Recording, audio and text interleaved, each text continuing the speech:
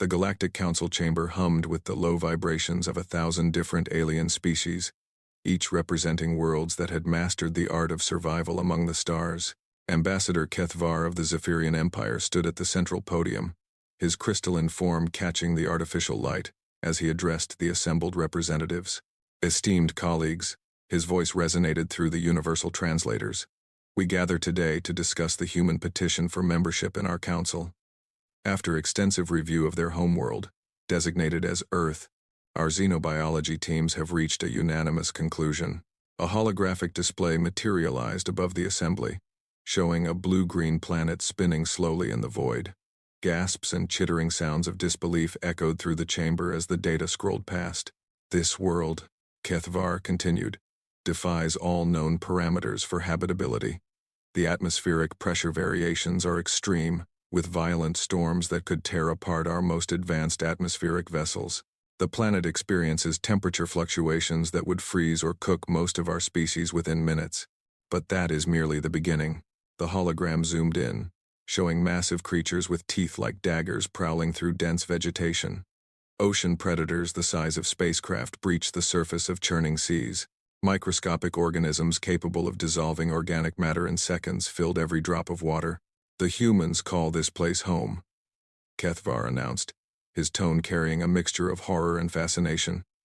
They have somehow survived on what can only be classified as a Class 12 Deathworld, the highest classification in our database. Murmurs of concern rippled through the assembly.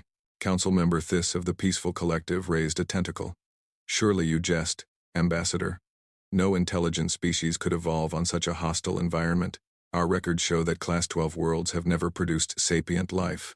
That is precisely why we must deny their application, Kethvar replied, his form dimming with what appeared to be fear.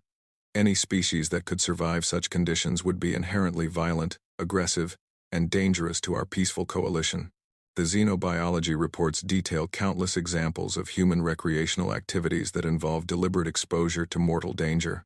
The holographic display shifted to show humans engaged in various activities, climbing vertical rock faces without safety equipment, jumping from aircraft with nothing but fabric to slow their descent, swimming in waters filled with apex predators, racing in vehicles at speeds that would liquefy most alien physiology upon impact.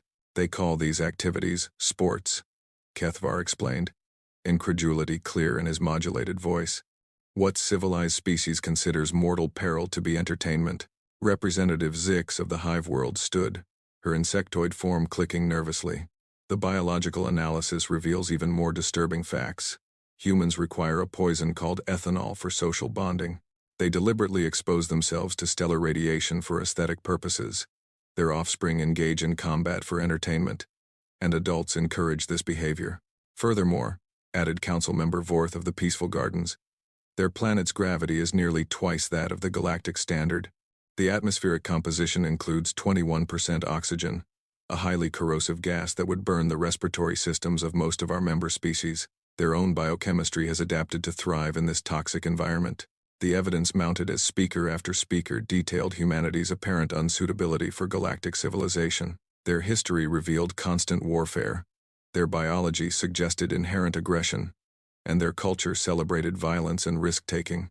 The humans have submitted examples of their literature and entertainment, announced historian Plex of the Knowledge Keepers.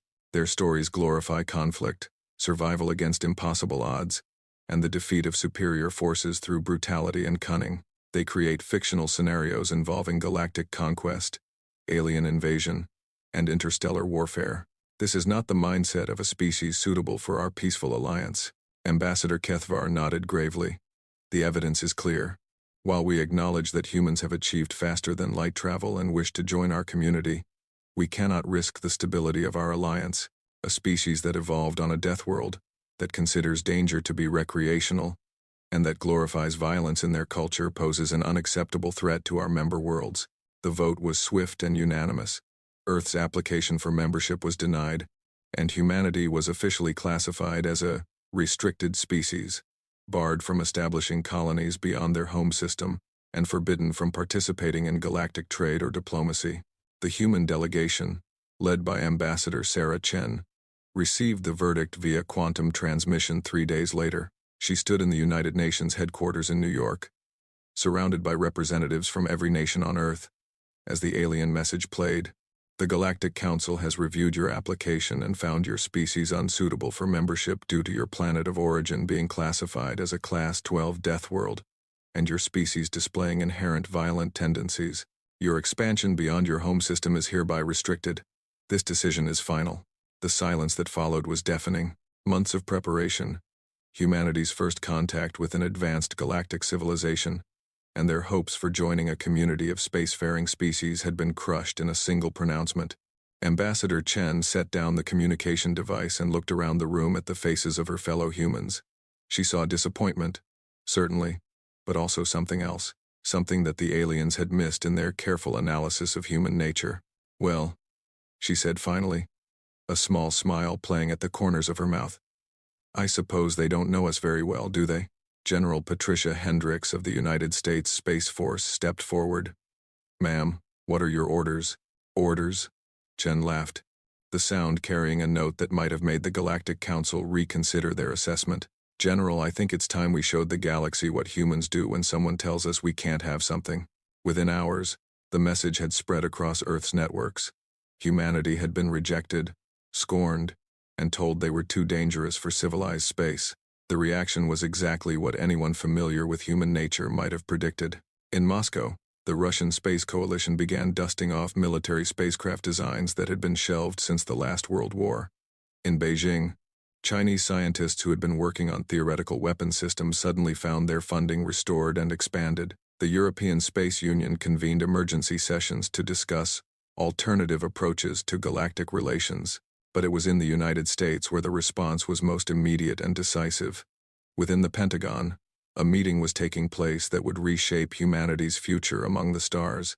"Gentlemen," said General Hendricks as she addressed the assembled military leaders, "we've just been told that we're too violent and dangerous for galactic society.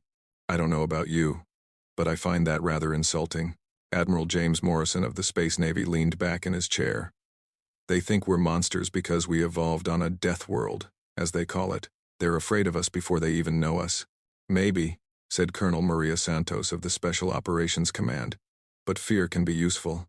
If they want to treat us like boogeymen, perhaps we should give them something to actually be afraid of." The room fell silent as the implications of her words sank in. For weeks, humanity had been preparing diplomatic overtures, cultural exchanges, and peaceful integration plans. Now, faced with rejection and prejudice from the galactic community, those plans were rapidly being reconsidered. "What are you suggesting, Colonel?" General Hendricks asked. "I'm suggesting that if they won't let us join their club, we build our own, and if they try to keep us locked in our own system like some kind of cosmic prison, well," Santos smiled, and there was something in that expression that validated every alien fear about humanity. "We show them exactly why they should have been afraid." The meeting continued deep into the night, and by morning, new orders were being transmitted to military installations around the globe. Humanity had been scorned by the galaxy, rejected by civilized space, and told they were too dangerous to be trusted. The aliens thought they knew what they were dealing with. They had analyzed human history, studied human culture, and concluded that humanity was unsuited for galactic society. They were about to discover just how right they were about that last part, and just how wrong they were about everything else.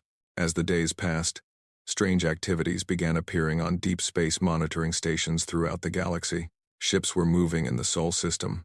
New construction was beginning in the asteroid belt, and energy signatures unlike anything in the galactic database were being detected. The Galactic Council had made their decision about humanity. Now humanity was about to make their own decisions about the galaxy. The Boogeymen were stirring, and the cosmos would never be the same. 6 months after the Galactic Council's rejection, the first signs of humanity's response began to manifest across the galaxy. What started as mysterious energy readings and unidentified spacecraft quickly evolved into something that would forever change the balance of power among the stars. Captain Zara Okafor stood on the bridge of the USS Defiance, humanity's first true warship designed specifically for interstellar combat. Unlike the exploration vessels that had made first contact with the galactic community, the Defiance was built for one purpose: to prove that humanity would not be contained. "Captain," called out Lieutenant Commander Rodriguez from the tactical station, We're detecting 3 Zephyrian patrol vessels on the edge of the Kepler 442 system. They're broadcasting standard warnings about unauthorized presence in Galactic Council space. Captain Okafor smiled, the same expression that had become the nightmare of alien diplomats across known space. Broadcast our response, Commander. Standard diplomatic protocol. The message that went out was simple and delivered in perfect Zephyrian. This is Captain Zara Okafor of the United States Spaceship Defiance. We are conducting scientific research in unclaimed space. We suggest you maintain a respectful distance. What the Zephyrians didn't know was that Kepler 442b had been designated as humanity's first colony world. The scientific research involved establishing mining operations, defensive platforms, and the beginnings of a settlement that would house 50,000 humans within the year. The lead Zephyrian patrol ship, commanded by Sub-Commander Vashti, opened communication channels. Human vessel, you are in violation of Galactic Council Resolution 847. Your species is restricted to your home system. You will cease your activities and return to Earth immediately. Negative, Zephyrian vessel, Captain Okafor replied calmly.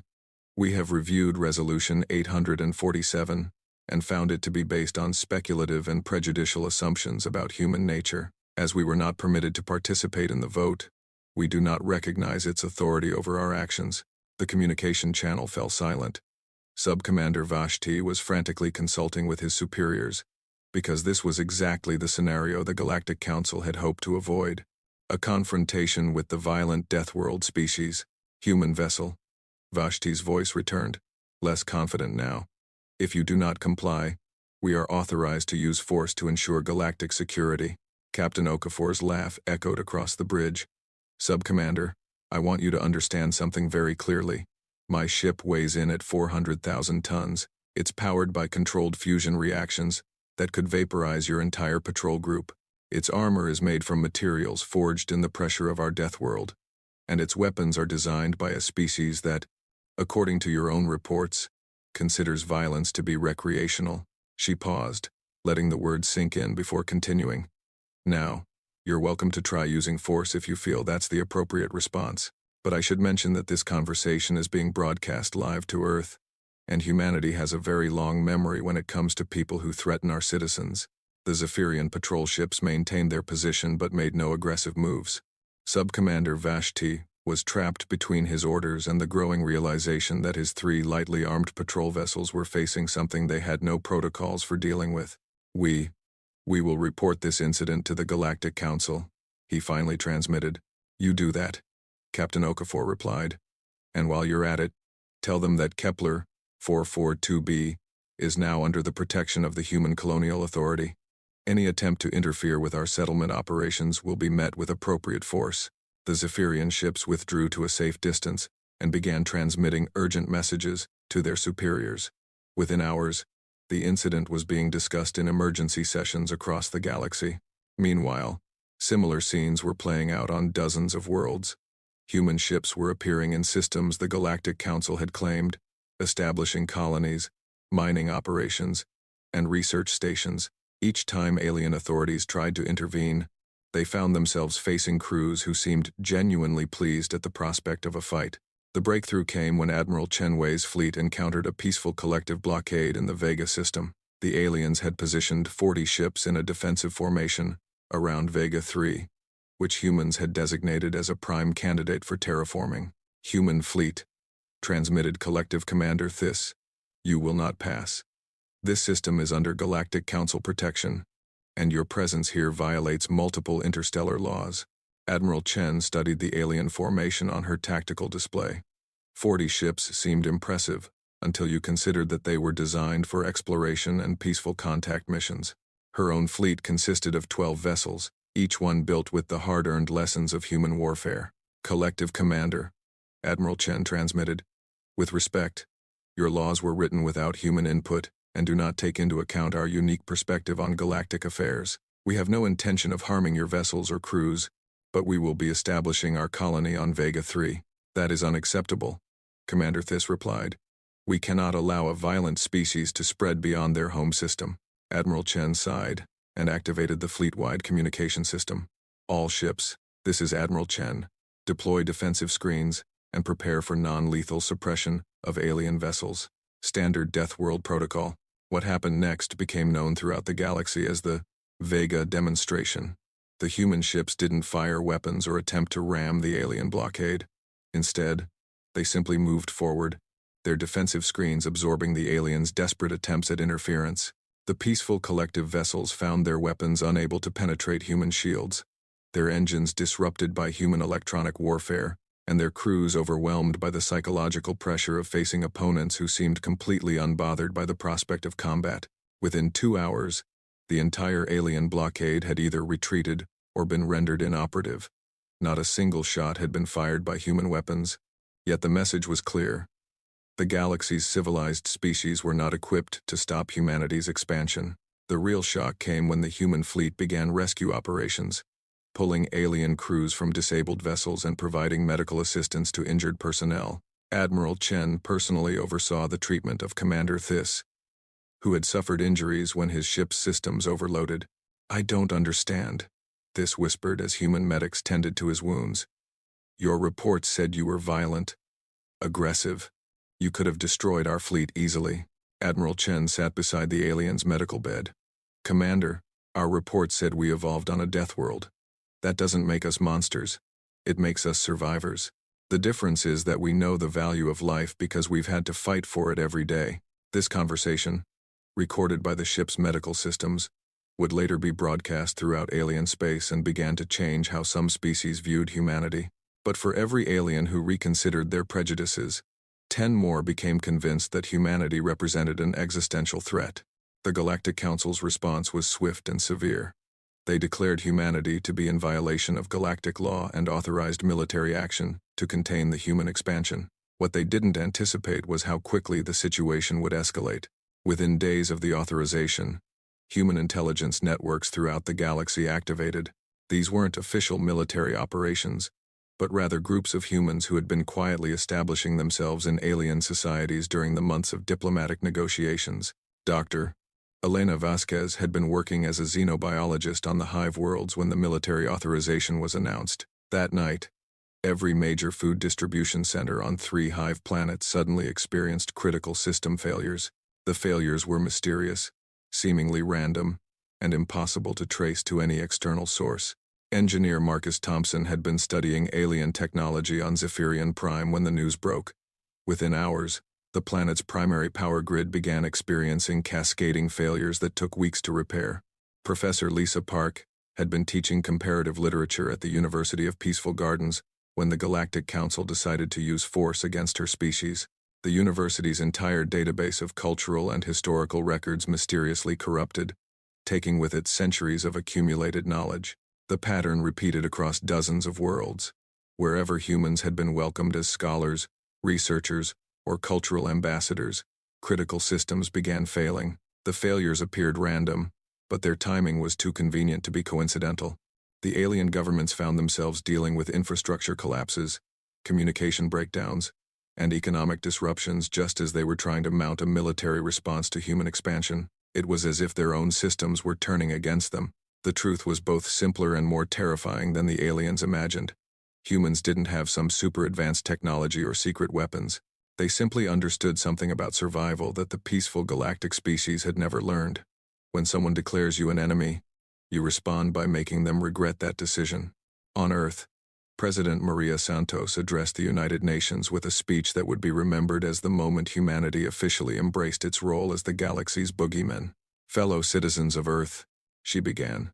6 months ago, the galactic community told us we were too dangerous to join their civilized society. They judged us based on fear and prejudice, decided our fate without our input, and attempted to imprison us in our own solar system. Her voice grew stronger as she continued. "Today, they have authorized military action against human civilians who have done nothing but establish peaceful colonies on uninhabited worlds. They have declared war on the very species they claim to fear."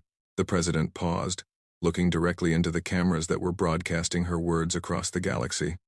"To the members of the Galactic Council, I say this: you were right to fear us, not because we are violent or aggressive, but because we are human. We don't stay down when you knock us down. We don't give up when you tell us we can't. And we don't forgive when you threaten our children." Her final words echoed across human space and beyond. You wanted boogeymen? You have them now. The galaxy was about to discover that humanity's greatest strength wasn't their technology or their weapons. It was their complete inability to accept defeat, even when facing impossible odds. The aliens had scorned humanity based on their fears of what humans might be. They were about to learn what humans actually were when they had nothing left to lose. The war that the Galactic Council started lasted exactly 18 months, but its effects would reshape the galaxy for centuries to come. What began as an attempt to contain a dangerous species became a masterclass in why you should never corner something that evolved on a Deathworld. Commander Sarah Kim stood in the command center of Fort Defiance, humanity's first military base established on an alien world. The base sat in orbit around Proxima Centauri, a location chosen specifically because it was visible from every major alien homeworld. The message was clear. Humanity was no longer hiding. "Commander," reported Lieutenant Anderson, "we're receiving surrender requests from 3 more sectors.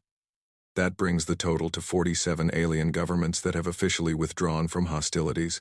Commander Kim nodded, reviewing the tactical displays that showed human positions throughout the galaxy. In 18 months, humanity had gone from being confined to a single star system to controlling or influencing over 300 systems. They hadn't done it through conquest or destruction, but through something far more effective. They had made resistance more trouble than it was worth. The turning point had come during what historians would later call the 3-Day Revolution. The Galactic Council had assembled the largest military fleet in recorded history, over 10,000 ships representing every major spacefaring civilization. Their plan was simple: overwhelming force to crush human resistance once and for all. What they discovered was that humans had spent the past year studying every piece of alien technology they could get their hands on. Every cultural exchange, every diplomatic mission, every trade agreement had been an intelligence-gathering operation. Humanity knew exactly how alien ships worked, how alien societies functioned, and most importantly, how alien minds thought. The massive fleet never fired a shot. As they approached the Sol system, expecting to find human forces concentrated around Earth, they instead found empty space and a single human transmission. Admiral Chen's voice had been calm, almost conversational as she explained the situation. "Honorable members of the Galactic Council fleet," she had said, "while you were gathering your ships here, we were visiting your homeworlds. Nothing permanent, you understand. Just temporary adjustments to help you reconsider your position." The fleet commanders frantically tried to contact their home governments, only to discover that every major alien capital was experiencing the same phenomenon. Their infrastructure worked perfectly, but it only worked when humans said it could. Power grids that supplied energy to billions of aliens were running on human-controlled systems. Communication networks that connected interstellar civilizations were routing through human-managed servers. Transportation systems that moved goods and people across entire worlds were operating on human-written protocols. It wasn't malicious or destructive. It was simply a demonstration of capability. Humans hadn't conquered alien worlds. They had simply made themselves indispensable to their operation. Every alien civilization suddenly realized that their comfortable, peaceful existence depended on the goodwill of the very species they were trying to destroy. The beautiful thing about being underestimated, Admiral Chen had continued in her transmission, is that people don't watch for the obvious moves. While you were studying our military capabilities and preparing for a war, we were making friends with your computers. The psychological impact was devastating. The galactic civilizations had built their entire society on the assumption that advanced species were peaceful, cooperative, and rational. The idea that someone could infiltrate their systems so thoroughly, so quietly, without anyone noticing, challenged everything they believed about how the universe worked. But the real masterstroke came next. Instead of using their control to cause damage or demand surrender, humans simply sent a message to every alien citizen in the galaxy. It wasn't transmitted through official channels or government systems. It appeared on personal devices, entertainment screens, and communication networks. Every alien, from the highest council member to the most remote colonist, received the same simple message: "Hello. We're the humans you've been told to fear. We'd like to talk." What followed was the largest peer-to-peer diplomatic revolution in galactic history. Humans began speaking directly to alien populations, bypassing governments and official channels. They shared their story, their perspective on the events that had led to war, and their vision for what the galaxy could be. The response was extraordinary. Millions of aliens, curious about the species that had been declared too dangerous for civilization, began reaching out to establish contact. They discovered that humans weren't the violent monsters they'd been told to expect. Dr. Elena Vasquez, now serving as a cultural ambassador, found herself fielding thousands of questions from young hive-world aliens who were fascinated by human concepts of individual identity and personal freedom. Her explanations of human art, music, and literature sparked a cultural renaissance that spread across hive space. Engineer Marcus Thompson was invited to speak at technical conferences across Zephyrian space, where his presentations on adaptive engineering and creative problem-solving revolutionized how aliens approached technological challenges. The idea that you could build something without having a complete plan first was revolutionary to species that had developed in stable, predictable environments. Professor Lisa Park's comparative literature courses, now broadcast across the galaxy, introduced aliens to human concepts of heroism, sacrifice, and perseverance. Stories that seemed natural to humans, tales of individuals standing against impossible odds, of small groups defeating vastly superior forces, of ordinary people doing extraordinary things fascinated species that had never developed similar narratives. The Galactic Council found themselves facing a crisis of legitimacy. Their own populations were demanding to know why they had declared war on a species that seemed eager to share knowledge and culture. The official narrative of human violence became harder to maintain when actual humans were providing art therapy to traumatized refugees and engineering solutions to environmental problems. The final blow to the Council's authority came when several alien species requested human assistance with problems their own governments couldn't solve. The Kelleran system was facing ecological collapse due to industrial contamination. Traditional Kelleran approaches to environmental management had failed, and the population was facing evacuation from their homeworld. Human environmental engineers, led by Dr. James Rodriguez, arrived with radical proposals for ecosystem rehabilitation. The problem, Dr. Rodriguez explained to the Kelleran leadership, is that you're thinking like a civilized species. You want clean, predictable solutions that don't disrupt existing systems. But your planet is dying. Sometimes you have to break things before you can fix them. The human approach was chaotic, dangerous, and involved introducing organisms that could theoretically destroy the entire biosphere if they got out of control. It was exactly the kind of risky, unpredictable solution that peaceful galactic civilizations were conditioned to avoid. It worked perfectly. Within 6 months, Kelleran Prime was showing signs of environmental recovery. Within a year, the air and water quality had improved beyond what anyone thought possible. The success was so dramatic that requests for human environmental intervention began pouring in from across the galaxy. Similar success stories emerged in dozens of fields. Human medical researchers found cures for diseases that had plagued alien species for millennia by approaching problems from directions that conventional alien science had never considered. Human social workers resolved diplomatic crises by applying concepts from human conflict resolution that emphasized personal relationship building over institutional procedures. The pattern was always the same. Problems that seemed impossible to peaceful, orderly alien societies yielded to human approaches that embraced controlled chaos, calculated risks, and creative destruction. By the end of the 18-month conflict, the galaxy had been transformed. The Galactic Council still existed, but it now included human representatives. More importantly, the fundamental assumptions about how galactic civilization worked had changed.